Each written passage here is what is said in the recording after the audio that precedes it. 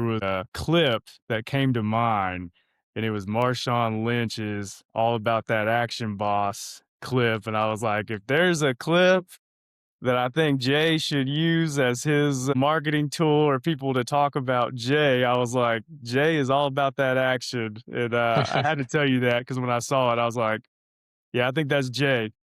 Alright, I don't think I've seen that clip, but, I'll check it out. All about that action. I'll send it to you. It's a good one, man. It's just Marshawn Lynch not wanting to talk to the media, just saying he's all about that action. And I was like, all right, I think that lines up with Jay, just doing big things. But dude, super excited to have you on the podcast, Jay. And actually, I listened to another podcast that you were on, and it was Abel. I forgot his last name. He's a big dude. You were on his podcast last summer. Abel James. Yeah, Abel James. Yeah, yeah, yeah.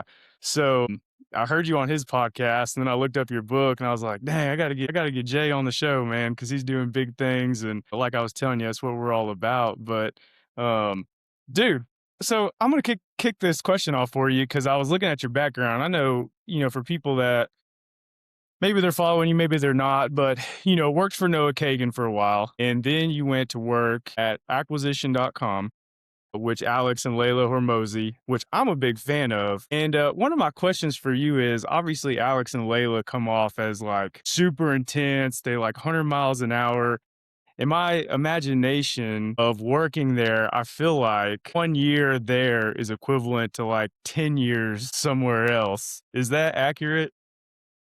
Yeah, I'd say that was pretty accurate. I like to say that, my time there was a crash course in business and operations and marketing, just a meld of everything, and I'm extremely grateful I learned a ton there. Yeah. Super cool. I've read like as a recruiter, I've actually looked at like some of the job descriptions they put out there, and it's pretty much like, hey, if you're not a hustler or a grinder and you don't want to put in X amount of time, like don't apply. I wish people would be more transparent like that, but no, man. So, dude, like I said, Jay, extremely excited to have you. You've got your book out, which we've got on the Books for Guys website. You can just do things. And man, I would love for you just to share your story a little bit with our audience because what's cool is I think there's people that are doing successful things and they have this, a lot of people who do, good things. They have this trajectory that's kind of like this. But you seem to have a trajectory that's like this, the past few years as you've just been able to do so many different things and you seem so driven to accomplish so many things. And I don't even know if you know what all that is. You just seem to have this laser focus of like, I'm going to go do big things. I'm going to reach out to people. Like, I'm going to make things happen. And man, I heard in your podcast you talked about during COVID, like you looked in the mirror one day and you were just not happy with where you were. But man, like tell the story of how you got this mindset of just wanting to be great and maximize your life. Yeah, well, I think the honest answer to that question of why I'm so driven and why I wanted to work with the top business media people in the world, I think it stems from this lack of self-esteem. I think, the very first sport that I really committed myself to was basketball. And I started playing basketball in fourth grade, but a lot of my friends played, in first and second grade. And so I was immediately behind. And I just hated that feeling of not being enough, not being as good as other people. And so the honest answer is a lot of the initial beginning of my career, I'd say, came from a place of I want to prove myself. I want to start unknown, finish unforgettable, that kind of transformation. And I think only recently I've started to shift to a cleaner fuel of, no, I actually want to do this because it brings me joy and because it gives me meaning and I find purpose in it. Yeah, that was the beginning. I started tinkering with stuff online and I sucked at it. I tried a ton of different things. I started that YouTube channel where I promote underground artist songs to help them get exposure. I started Instagram theme pages. I started a clothing brand, a newsletter. I tried all these different things and none of them really worked out. And that kind of lit a fire under my ass to get better. Yeah. So it, it just seems like it happened so organically in like just something just clicked to you. But like, and you're a young guy. I mean, this is kind of more of a recent thing over the last, 5, 7 years in this time frame where this has switched. Did you, I mean, were there times as a teenager that you were reading books or listening to podcasts or following people that kind of instilled? Maybe you give credit to helping you find and flip that switch, or was it truly just something where you were like, dude, I just don't like where I'm at. I'm just going like I'm going to decide to be different. But I'm curious to know, like, what were there outside? Was it your parents? Were there outside motivations that kind of helped shape that mindset for you?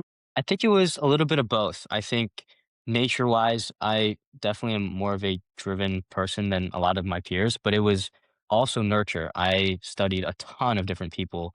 I could name them for the next 3 hours. I'm writing about this in my second book, this idea of reverse engineering the greats. And I think one of the large reasons I've been able to accelerate my career and compress timelines is because I have identified the people that are living the life I want to live.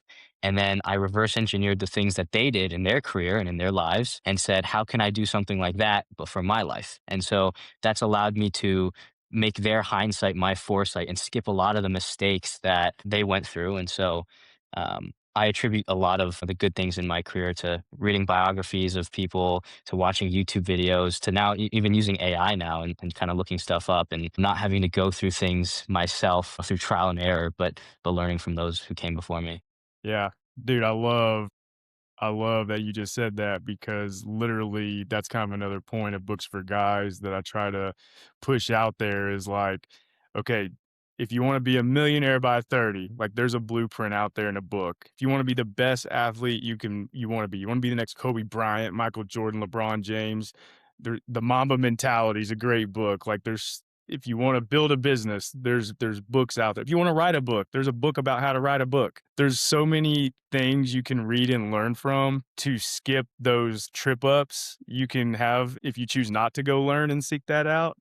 And so I like that you said that of like reverse engineering the greats because I'm the same way as you. I love reading about people who are doing amazing things. I love learning the struggle that they had and almost learning from that myself and being like, hey, I don't want to go through that. So I probably shouldn't do what they did so I can skip that and maybe get to success faster. Dude, it's just so unique to talk to somebody. Again, Jay, and you probably hear this all the time, and you're super mature, and you're probably tired of hearing that. But someone your age, though, that has figured that out to say, like, hey, if I want to skip levels 1 through 7 of struggle and get to 9, 10, and then start learning what 13, 14, 15 is, you just don't see a lot of people doing that. You know, people are scrolling and wasting a lot of time, and it just seems like you found, I don't know, the secret sauce of being like, "Hey, I'm gonna get rid of the clutter, focus on what's important," and it's gotten you to where you're at right now.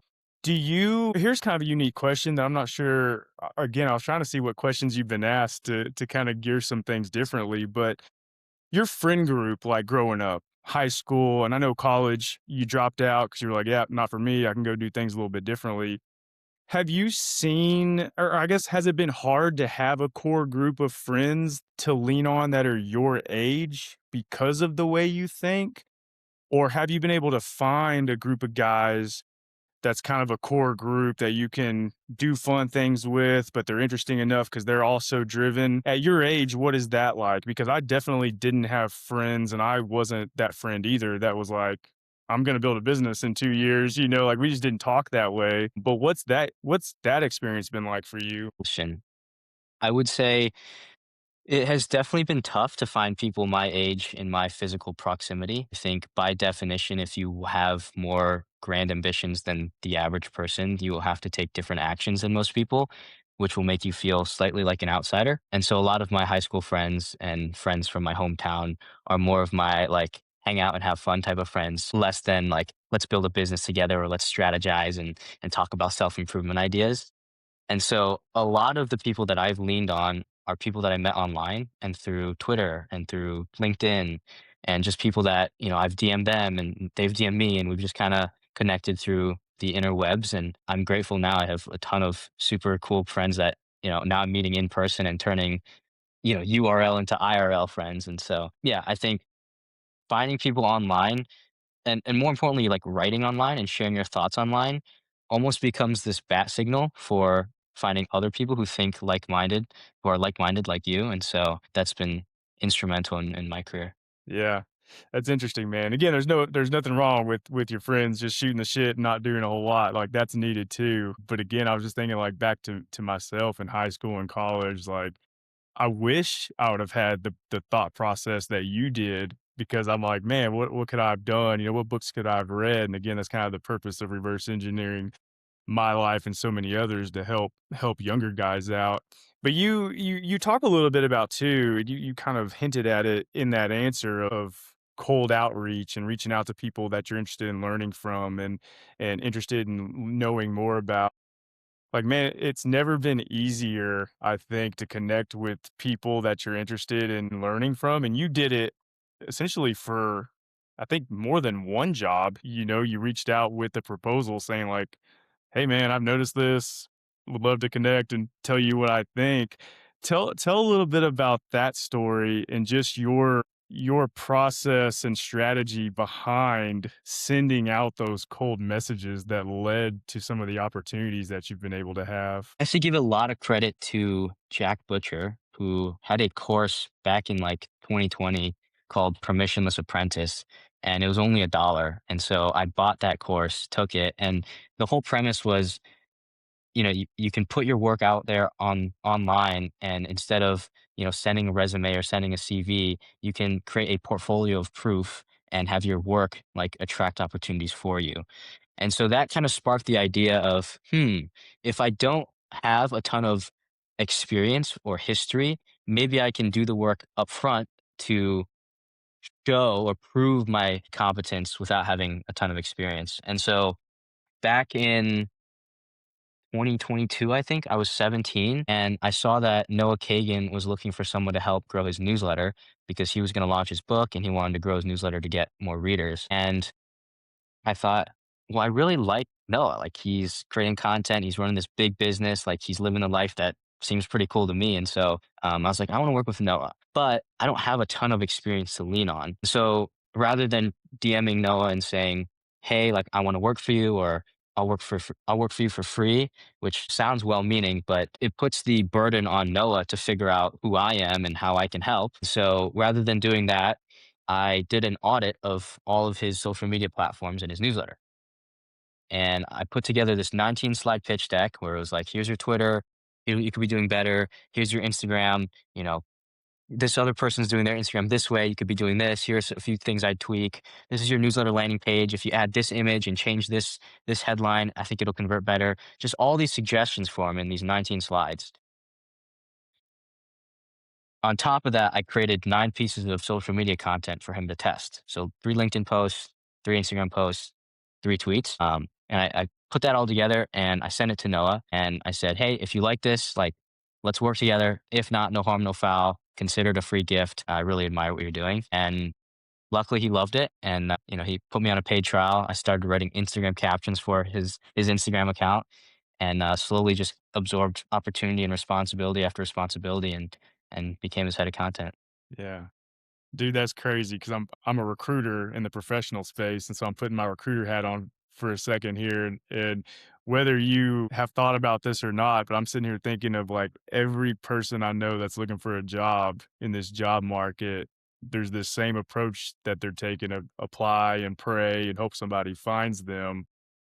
But if you're looking for a job, you should listen to this episode or share this episode with somebody who's listening for a job and listen to what you just said, Jay, about being proactive and showing your work so that people can see it. And if there's a need for it coming to you, uh, man, that's so valuable. Like, I don't know if you've built a business around coaching that, but dude, I think there's an idea, to encourage people to be proactive with their skills. Again, I live on LinkedIn every day, so I'm sitting here thinking like, "Dang, dude, yeah, like how many people could overcome that hump if they took that same approach that you did?" So kudos, man, just again for thinking that way and going to get. I'm sure when he reached back out, you still were probably like, "Holy cow, it worked." I mean, I remember the DM he sent me back was like, "Yo, this is Noah. This is fire. Text me." And he sent me his number, and I was freaking out. And he called me, and I was in the middle of class. It was my sophomore year of high school, and so I was like, "Teacher, like, yo, I got Mr. Grant. I gotta step out and take this." So I run out into the hallway, and I'm like, hi, this is Jay." And I was just so nervous, but yeah, it worked out. Yeah, that's cool, man. I'd be the same way. He's really calling. But Jay, kind of switching over to your book, again, like what you're putting out there is super important, man. Again, can speak to so many people. But when did you decide, hey, I'm gonna write a book. I'm gonna put these ideas pen to paper and I'm gonna put something together.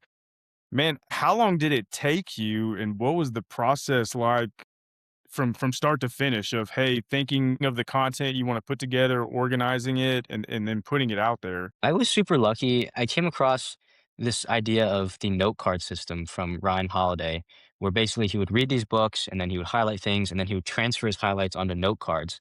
And those became the foundation of his books, stories and stuff. And so, long before I even had the idea of writing the book, I had just been collecting these note cards of different articles and books I've been reading. And anytime there was something that stood out to me, I would collect it. And so I had this wealth of information, and then the actual spark of the book came when I was a freshman in college. I had a friend who applied to over 1,000 different jobs and, for an internship, and he didn't hear back from a single one of them, like none of them. And he was telling me this, and I was just like, one, that's crazy to me, but two, he should try doing the work up front. He should try some of the things that I've been doing. And so that's when I realized, like, oh, maybe the things that I've been doing in my like internet career that I haven't really told a ton of people about, maybe I should share that. Maybe that can help a lot of my peers. And so that was the genesis of the book. And I used some of the note cards, and the actual writing process was simpler than I thought because I had a ton of material and a ton of like life stories and experiences, and I just had to puzzle piece them together. Yeah. No, that's cool, man. I get to talk to a lot of people who have written books, whether they be authors, business leaders, doctors, lawyers, athletes. Everyone's got like a different process or the way they came about writing the book. It's always different, and so I'm always curious, like what that looks like. Did you have that vision for yourself? Was it did it just happen organically where, hey, you ended up with a bunch of notes and you're like, hey, I got to organize this and let's turn this into something meaningful. And so that's really cool. Jay, as you've already gotten to do so many cool things and meet cool people, work with cool people, doing big things. Do you consider yourself, and I'm just thinking of just kind of some fun questions for you. Do you consider yourself an introvert or an extrovert? Because you do a lot of, social media stuff, which is very creative. But I've seen a picture of you speaking, in a microphone to a group of people. Do you like doing that, or is that something that you've had to get comfortable with as your platform has started to grow? I would definitely consider myself more of an introvert. I think in the grand scheme of things, I'm probably more in the middle, but I definitely had to work at getting better at public speaking and putting myself out there. It's funny, I've done a lot of these cold pitches and creating content and being out there in public, but I'm naturally just a very risk averse person. I don't like to do things unless I feel like there's a good shot that I can be successful. And I tend to not like to talk about things I haven't deeply thought about. So, uh, public speaking was always hard for me because I wanted to know exactly what people would ask and know exactly what I was going to say before I opened my mouth. I was never the type of person to raise my hand in class before I had the thought. And it's actually one of my pet peeves of like people would raise their hand and then think about what they had to say. I'm like, no, think about what you have to say first. And so, yeah, it was, a lot of reps and practicing to get better. Yeah. Do you have people that you've been able to lean on, like, as far as coaches go or mentors that you've been able to ask questions to? I mean, I'm sure you have, but I'm curious to know, like, is that something you utilize on a daily, weekly basis, or has a lot of this been you just figuring it out on your own? A lot of it has been, again, reverse engineering the greats. I think for public speaking in particular, it was listening to Simon Sinek and Barack Obama and a lot of these guys and noticing how they do their speeches. For podcasts, it was listening to James Clear and Shane Parrish and Tim Ferriss and understanding how they create their sound bites. Oh, they start with a sentence and then open up to a story and then recap, like all these different things. And so just a lot of listening and learning and then practicing and having reps. Yeah. Man, you seem to have such a good balance of the you can just do things and just doing it, but also taking the time to learn and figure things out. And some people go about it by having, personal coaches or mentors. You go about it a little bit differently of listening to podcasts, reading books, taking notes, and kind of figuring it out on your own, which I think is it's unique in a way, just because I haven't talked to a lot of people who have done it on your own, but you're also at an age where we have all these tools and all these things to our that are within grasp that a lot of people I don't think had before. So I do think the path of being a successful entrepreneur, doing big things is a little bit different than probably a lot of the guests that I've talked to that's, from they were going through what you were going through 20 years ago, and that just wasn't something that you could have access to. Uh, Hey, another question I want to ask you, because I was thinking about this and just the way you like what motivates you. And you said you played basketball.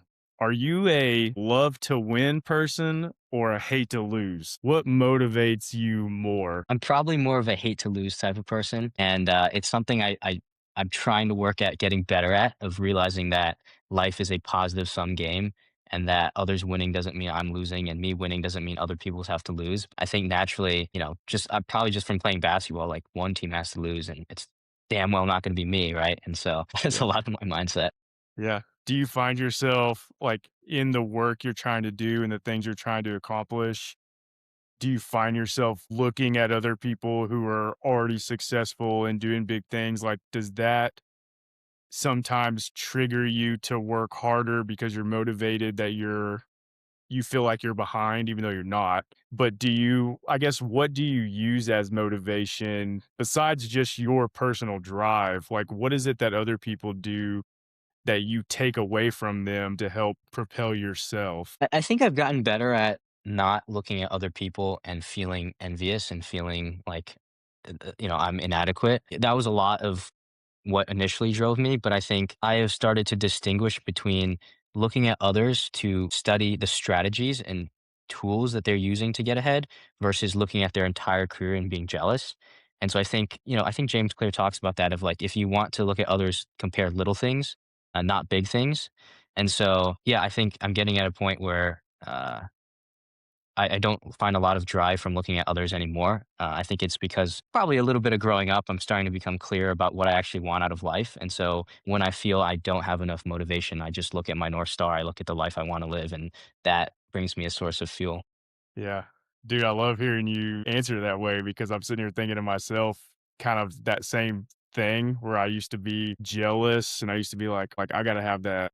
I want that, so I'm gonna work harder. It wasn't necessarily that I was mad at that person or it was just like, why can't I get what they have? But over the last, I don't know, several years now, I love seeing people who are successful. Like I love seeing people do great things. So I'm like, dude, okay, you're doing something awesome. I'm gonna go do something awesome too. Like it's more motivating than it is the reverse. And I think that is something as like successful people figure out. It's like you don't have to be jealous or you don't have to root against somebody so that you can advance. It's like, hey, all a rising tide raises all ships. Like if they're doing good, like learn what they're doing and just copy it. Like go learn from them instead of, maybe creating distance that a lot of people do before you figure that out.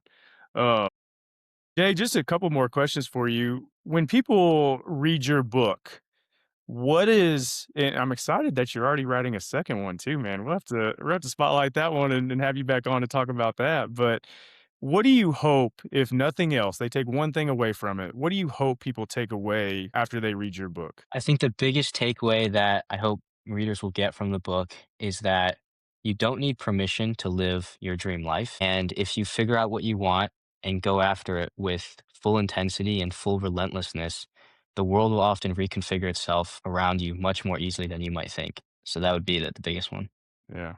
I love that, man. Go essentially just go get it. Go make it happen. Like figure it out. I love that. Last question for you, Jay. This has been awesome. I love talking with you and just hearing your energy and passion. And I can't wait. Now that we've connected, I can't wait to see like everything you do. It's gonna be super cool. Again, I love rooting for people that are just driven and doing awesome things. So you've got me as a fan, and I know a lot of other people are already your fan and will become that. But You mentioned reading a lot and learning a lot from others. I always ask people that come on this podcast, what's a book or two that has meant a lot to you personally or professionally?